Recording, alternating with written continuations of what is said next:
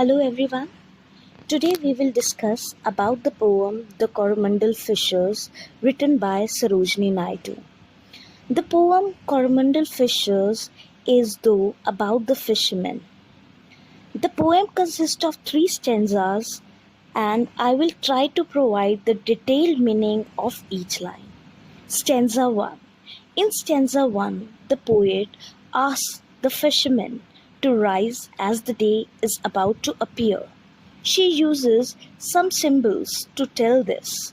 First, she says that the wakening skies pray to the morning light, which means that the sky, which was sleeping in the night, has woken up and is welcoming the light.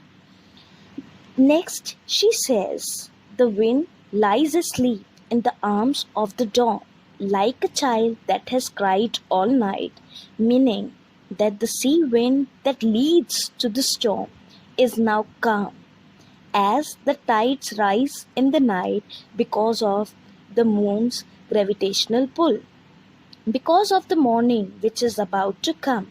Thus, the wind is just like the child which kept crying throughout the night and now is quiet.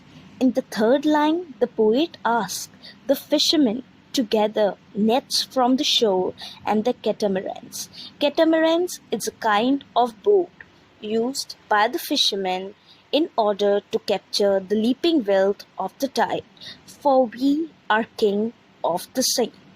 According to the poet, the fishermen should collect their net from the seashore and take their boat because the tide is full of wealth. Here, the wealth is referred to the fishes, the seagulls, and they are the kings. They just need to go to the sea to capture the wealth that is there, hence, they should hurry. Stanza 2. In stanza 2, the poet asks the fishermen to do everything fast. The girl's call is a symbol used to depict that morning is near.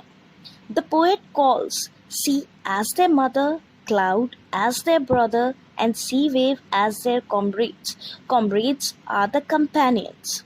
Sea is considered the mother because it feeds them and helps them to sustain their life.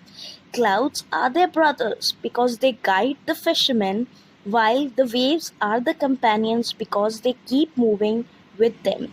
The poet thus wants to say that they all are family and help each other. Stanza 3.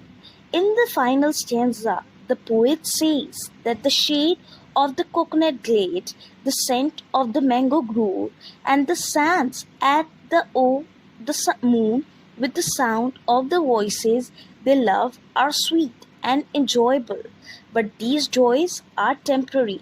Rather, they should go for the kiss of the spray.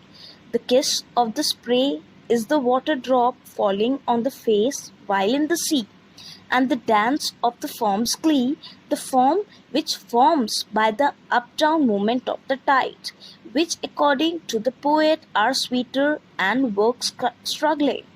In the last line, she asks the fishermen to depart for the poet in the sea where the sun meets the sky, that is horizon. Symbolically, it refers to the infinity or a place without end.